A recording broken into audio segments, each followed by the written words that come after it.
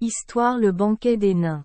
Vivait en Norvège, non loin de la ville de Trondheim, un homme puissant doté de tous les biens de la fortune. Une partie du pays environnant était sa propriété, de nombreux troupeaux paissaient dans ses pâturages, et un grand cortège et une foule de serviteurs ornaient son manoir. Il avait une fille unique, appelée Aslog, dont la renommée de la beauté se répandit partout. Les plus grands hommes du pays la recherchèrent, mais tous échouèrent également dans leur procès, et celui qui était venu plein de confiance et de joie, repartit chez lui silencieux et mélancolique.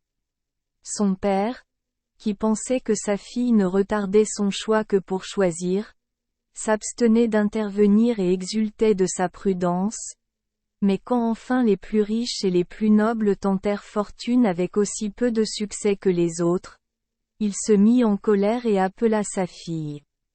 Et lui dit: Jusqu'à présent, je t'ai laissé à ton libre choix, mais puisque je vois que tu rejettes tout sans aucune distinction, et que le meilleur de tes prétendants ne te semble pas assez bon, je ne garderai plus de mesure avec vous. Quoi?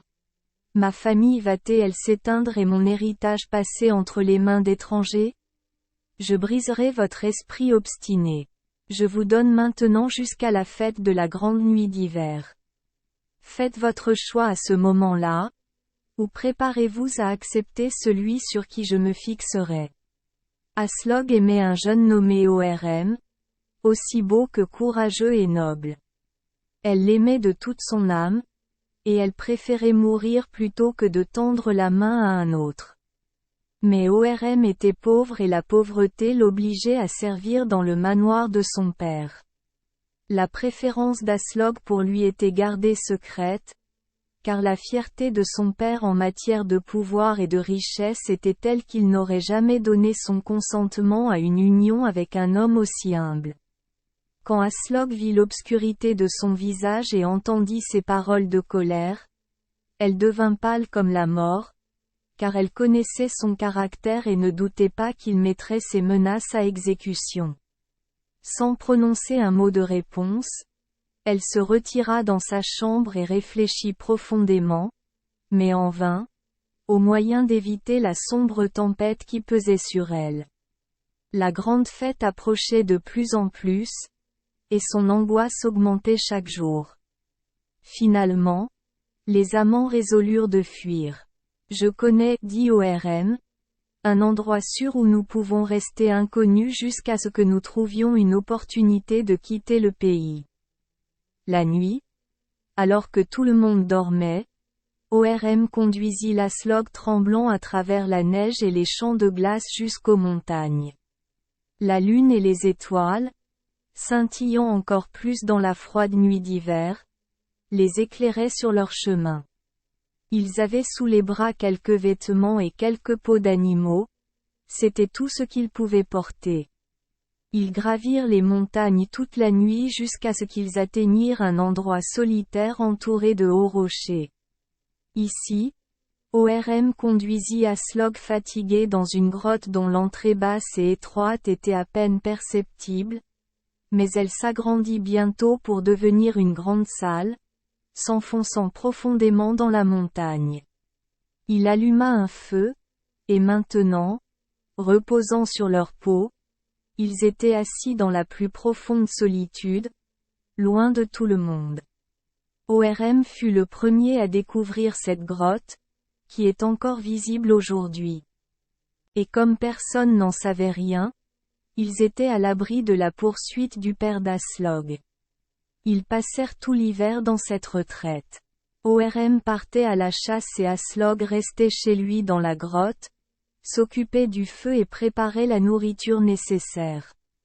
Elle montait fréquemment sur les pointes des rochers, mais ses yeux erraient aussi loin qu'ils pouvaient atteindre, sur des champs de neige scintillants. Le printemps arrivait maintenant, les bois étaient verts, les prairies se paraient de leurs diverses couleurs, et Aslog ne pouvait que rarement, et avec circonspection, s'aventurer à quitter la grotte. Un soir, ORM arriva avec la nouvelle qu'il avait reconnu de loin les serviteurs de son père et qu'il aurait difficilement pu passer inaperçu auprès de ceux dont les yeux étaient aussi bons que les siens. Ils encercleront cet endroit, continua-t-il, et ne se reposeront jamais avant de nous avoir trouvés. Il faudra alors quitter notre retraite sans attendre une minute. Ils descendirent donc de l'autre côté de la montagne et atteignirent la grève, où ils trouvèrent heureusement un bateau. ORM s'éloigna et le bateau partit en pleine mer. Ils avaient échappé à leurs poursuivants, mais ils étaient désormais exposés à des dangers d'une autre nature. Vers où devraient-ils se tourner? Ils ne pouvaient pas oser débarquer, car le père d'Aslog était le seigneur de toute la côte, et ils tomberaient infailliblement entre ses mains. Il ne leur restait alors plus qu'à livrer leur barque au vent et aux vagues. Ils ont roulé toute la nuit. Au point du jour, la côte avait disparu, et ils ne voyaient plus que le ciel au-dessus, la mer au-dessous et les vagues qui montaient et descendaient. Ils n'avaient pas apporté un seul morceau de nourriture avec eux, et la soif et la faim commençaient maintenant à les tourmenter. Ils restèrent 3 jours dans cet état de misère, et Aslog, faible et épuisé, ne vit devant elle qu'une mort certaine. Enfin, le soir du 3e jour, ils découvrirent une île d'une assez grande grandeur, et entourée d'un certain nombre d'autres plus petites. ORM s'y dirigea immédiatement, mais juste au moment où il s'en approchait, un vent violent se leva soudain, et la mer roulait de plus en plus haut contre lui. Il se retourna pour l'approcher par un autre côté, mais sans plus de succès. Son navire, chaque fois qu'il s'approchait de l'île, était repoussé comme par une puissance invisible. Dieu Seigneur! S'écria-t-il, et il se bénit et regarda le pauvre Aslog, qui semblait mourir de faiblesse sous ses yeux. À peine l'exclamation eut-elle quitté ses lèvres, que la tempête cessa, les vagues s'apaisèrent, et le navire arriva au rivage sans rencontrer aucun obstacle. ORM a sauté sur la plage. Quelques moules qu'il trouva sur le rivage renforcèrent et ranimèrent l'Aslog épuisée afin qu'elle puisse bientôt quitter le bateau. L'île était envahie par des arbustes nains et semblait inhabitée. Mais lorsqu'ils en furent à peu près au milieu, ils découvrirent une maison qui s'élevait un peu au-dessus du sol et paraissait être à moitié sous la surface de la terre. Dans l'espoir de rencontrer des êtres humains et de l'aide, les vagabonds s'en sont approchés. Ils écoutaient s'ils entendaient du bruit, mais le silence le plus parfait y régnait. ORM ouvrit enfin la porte et entra avec son compagnon, mais quelle ne fut pas leur surprise de trouver tout réglé et aménagé comme pour des habitants, sans qu'aucun être vivant ne soit visible. Le feu brûlait dans l'âtre au milieu de la pièce, et une bouilloire avec du poisson y était accrochée, n'attendant apparemment que quelqu'un l'enlève et mange. Les lits étaient faits et prêts à recevoir leurs locataires fatigués. ORM et Aslog restèrent quelque temps dubitatifs et regardèrent avec un certain degré de crainte, mais finalement, accablés par la faim, ils prirent la nourriture et mangèrent. Lorsqu'ils eurent satisfait leur appétit, et que, encore dans les derniers rayons du soleil couchant, qui couvrait maintenant l'île au loin, ils ne trouvèrent aucun être humain, ils cédèrent à la lassitude et se couchèrent dans les lits où ils avaient été placés. Depuis si longtemps des étrangers. Ils s'attendaient à être réveillés la nuit par les propriétaires de la maison à leur retour chez eux, mais leur attente ne s'est pas réalisée. Ils dormirent tranquillement jusqu'à ce que le soleil du matin brille sur eux. Personne ne parut les jours suivants, et il semblait qu'une puissance invisible avait préparé la maison pour leur réception. Ils passèrent tout l'été dans un bonheur parfait. Ils étaient, certes, solitaires, mais l'humanité ne leur manquait pas. Les œufs des oiseaux sauvages et les poissons qu'ils pêchaient leur fournissaient des provisions en abondance. Quand l'automne arriva, Aslog présenta à Orm un fils. Au milieu de leur joie face à son apparition, ils furent surpris par une merveilleuse apparition. La porte s'ouvrit brusquement et une vieille femme entra. Elle portait une belle robe bleue. Il y avait quelque chose de fier, mais en même temps d'étrange et de surprenant dans son apparence. « N'ayez pas peur, dit-elle, de mon apparition inattendue. Je suis propriétaire de cette maison, et je vous remercie de l'état propre et soigné dans lequel vous l'avez tenue, et du bon ordre dans lequel je la trouve. Tout avec vous. Je serais volontiers venu plus tôt, mais je n'avais pas le pouvoir de le faire, jusqu'à ce que ce petit païen, montrant le nouveau-né, soit venu à la lumière. Maintenant, j'ai libre accès. Seulement, ne cherchez pas de prêtre du continent pour le baptiser, ou je dois repartir. Si vous voulez dans cette affaire vous conformer à mes souhaits, vous pourrez non seulement continuer à vivre ici, mais je vous apporterai tout le bien que vous pourrez souhaiter. Quoi que vous fassiez, la chance vous suivra partout où vous irez. Mais brisez cet état et comptez sur elle que malheur après malheur s'abattra sur vous, et même sur cet enfant je me vengerai. Si vous voulez quelque chose, ou si vous êtes en danger, vous n'avez qu'à prononcer mon nom 3 fois, et j'apparaîtrai et vous porterai secours. Je suis de la race des vieux géants, et mon nom est Gourou. Mais garde-toi de prononcer en ma présence le nom de celui dont aucun géant ne peut entendre parler, et n'ose jamais faire le signe de croix, ni le couper sur une poutre ou sur une planche de la maison. Vous pouvez demeurer dans cette maison toute l'année, mais ayez la bonté de me la céder le soir de Noël, quand le soleil est au plus bas, car alors nous célébrons notre grande fête, et alors seulement il nous est permis d'être joyeux. Au moins, si vous ne souhaitez pas sortir de la maison, restez dans le loft aussi calme que possible toute la journée, et, comme vous tenez à votre vie, ne regardez pas dans la pièce avant minuit passé. Après cela, vous pourrez reprendre possession de tout. Après que la vieille femme eut ainsi parlé, elle disparut, et Aslog et Orm, désormais à l'aise avec leur situation, vécurent, sans aucune perturbation, contents et heureux. Orm ne fit jamais de son il ne tirait jamais une flèche de son arc qui manquait son but. Bref, tout ce qu'il prenait en main, fût-ce insignifiant, prospérait évidemment. Quand Noël arrivait, ils nettoyaient la maison de la meilleure façon possible. Ils mirent tout en ordre, allumèrent un feu dans l'âtre et, comme le crépuscule approchait, ils montèrent au grenier, où ils restèrent tranquilles et immobiles. Enfin, il fit sombre. Ils crurent entendre un bruit de vol et de vol. Travaillant dans l'air, comme le font les cygnes en hiver. Il y avait un trou dans le toit au-dessus de la cheminée qui pouvait être ouvert ou fermé soit pour laisser entrer la lumière d'en haut, soit pour permettre un passage libre. Orm souleva le couvercle recouvert d'une peau et sortit la tête.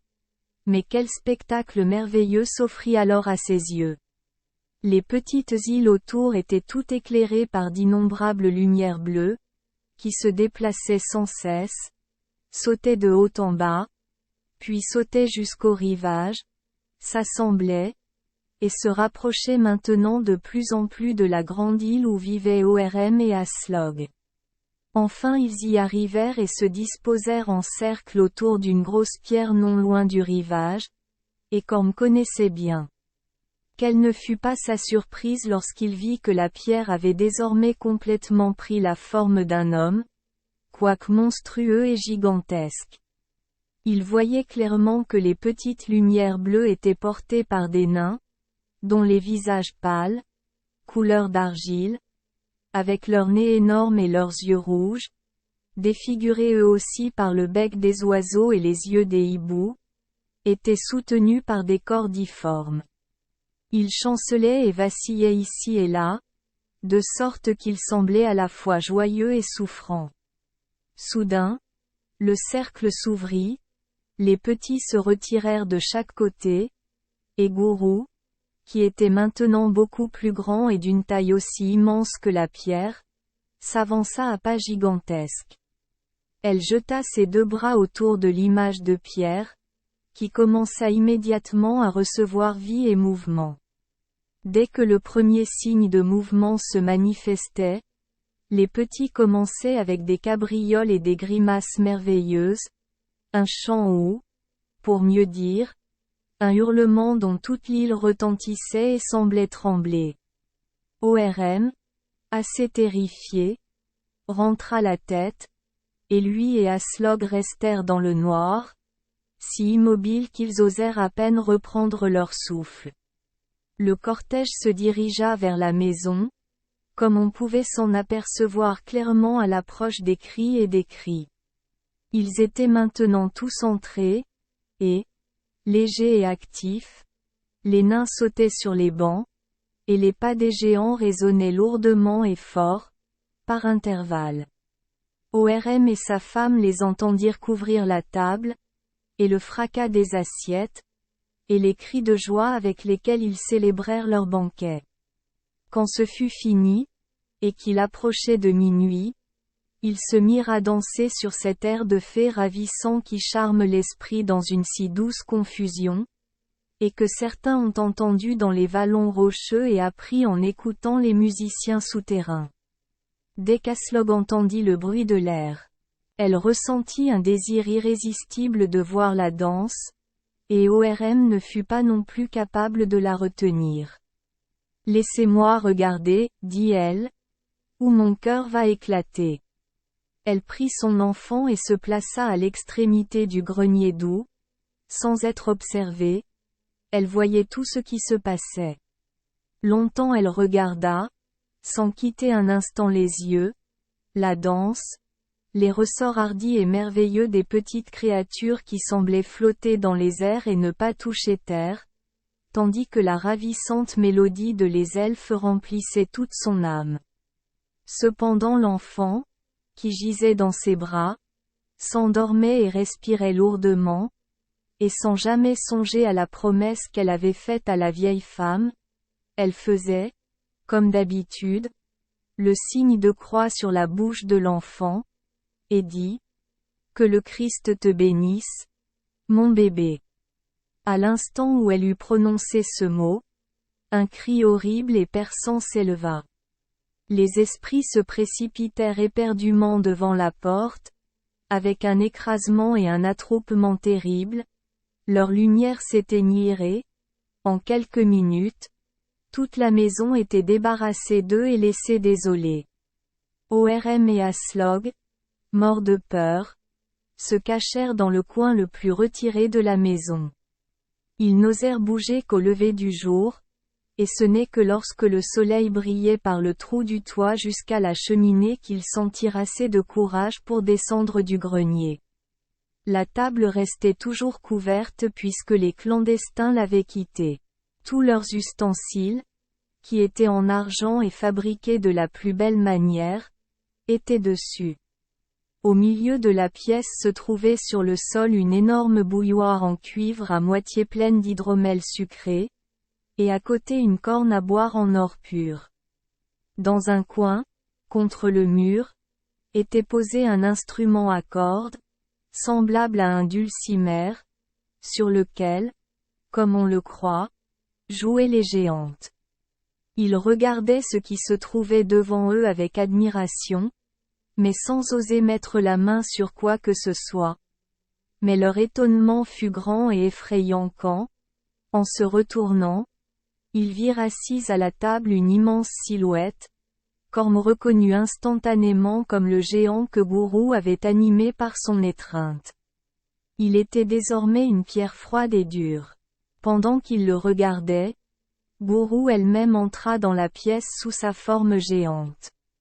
Elle pleurait si amèrement que les larmes coulaient sur le sol. Il fallut longtemps avant que ses sanglots ne lui permettaient de prononcer un seul mot. Enfin, elle parla. Vous m'avez causé une grande affliction, et désormais je dois pleurer tant que je vis. Je sais que vous n'avez pas fait cela avec de mauvaises intentions, et c'est pourquoi je vous pardonne, même si ce serait une bagatelle pour moi d'écraser toute la maison comme une coquille d'œuf au-dessus de vos têtes. Hélas, s'écria-t-elle, mon mari, que j'aime plus que moi, est là, pétrifié à jamais. Plus jamais il n'ouvrira les yeux.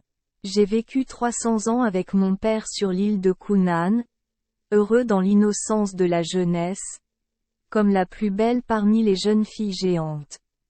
De puissants héros ont réclamé ma main.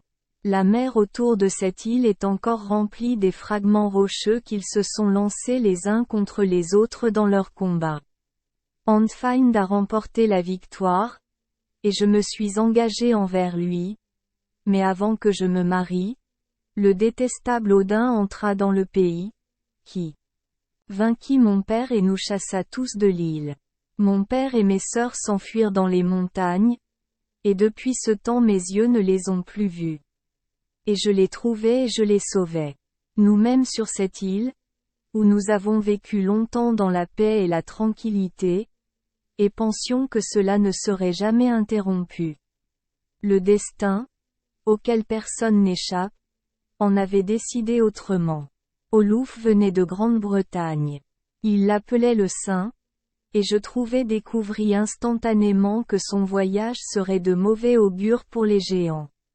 Lorsqu'il entendit comment le navire d'Oluf se précipitait à travers les vagues, il descendit jusqu'au rivage et souffla la mer contre lui de toutes ses forces. Les vagues gonflaient comme des montagnes, mais Oluf était toujours plus puissant que lui. Son navire volait sans contrôle à travers les vagues comme une flèche tirée d'un arc. Il s'est dirigé directement vers notre île. Lorsque le navire fut si près qu'Andfind crut pouvoir l'atteindre avec ses mains, il saisit l'avant de sa main droite et s'apprêtait à le traîner jusqu'au fond, comme il l'avait souvent fait avec d'autres navires. Alors Oluf, le terrible Oluf, s'avança et, croisant les mains, il cria d'une voix forte, « Reste là comme une pierre jusqu'au dernier jour. » Et au même instant mon malheureux mari devint un amas de rochers. Le navire avançait sans entrave et heurtait directement la montagne qu'il traversait, en séparant la petite île qui se trouve là-bas. Depuis que mon bonheur a été anéanti, et j'ai passé ma vie seule et mélancolique. C'est seulement la veille de Noël que les géants pétrifiés peuvent retrouver leur vie, pendant l'espace de 7 heures, si un membre de leur race les embrasse et est, en même temps, prêt à sacrifier 100 ans de sa propre vie. Un géant fait rarement ça. J'aimais trop mon mari pour ne pas le ramener gaiement à la vie, chaque fois que je pouvais le faire, même au prix le plus élevé, et jamais je ne penserai combien de fois je l'avais fait pour ne pas savoir quand viendrait le moment où je devrais moi-même partager son sort et, au moment où je l'entoure de mes bras, devenir le même que lui. Hélas, maintenant même ce réconfort m'est retiré. Je ne pourrai plus jamais le réveiller par aucune étreinte, puisqu'il a entendu le nom que je n'ose prononcer, et plus jamais il ne verra la lumière jusqu'à ce que l'aube du dernier jour l'apporte. Maintenant, je pars d'ici. Vous ne me reverrez plus jamais. Tout cela est ici dans la maison que je vous donne. Je garderai seul mon dulcimer. Que personne n'ose fixer son habitation sur les petites îles qui s'étendent par ici. Là habitent les petits souterrains que vous avez vus au festival, et je les protégerai aussi longtemps que je vivrai. Avec ces mots, Gourou disparut. Le printemps suivant, ORM emporta la corne d'or et l'argenterie à Drontheim où personne ne le connaissait. La valeur des choses était si grande qu'il était capable d'acheter tout ce qu'un homme riche désire. Il chargea son navire avec ses achats et retourna sur l'île, où il passa de nombreuses années dans un bonheur sans mélange, et le père d'Aslog fut bientôt réconcilié. À son riche gendre. L'image en pierre est restée assise dans la maison. Aucune puissance humaine n'a pu la déplacer. La pierre était si dure que le marteau et la hache ont volé en morceaux sans faire la moindre impression sur elle. Le géant était assis là jusqu'à ce qu'un saint homme vienne sur l'île, qui, d'un seul mot, le ramena à son ancienne station, où il se trouve encore aujourd'hui. La bouilloire en cuivre, que les gens de la clandestinité ont laissée derrière eux, a été conservée comme mémorial sur l'île, qui porte encore aujourd'hui le nom de House Island. Merci les enfants des Esperluette Croisillon 39. Avoir écouté des contes de fées au jour Esperluette Croisillon 39. 8. Espérons que les histoires apporteront aux enfants des moments heureux et significatifs. Si vous aimez notre chaîne, veuillez appuyer sur le bouton S Esperluette Croisillon 39. Abonner, pour ne manquer aucune histoire intéressante. Je vous souhaite une bonne nuit de sommeil et de beaux rêves. Rendez-vous dans la prochaine histoire.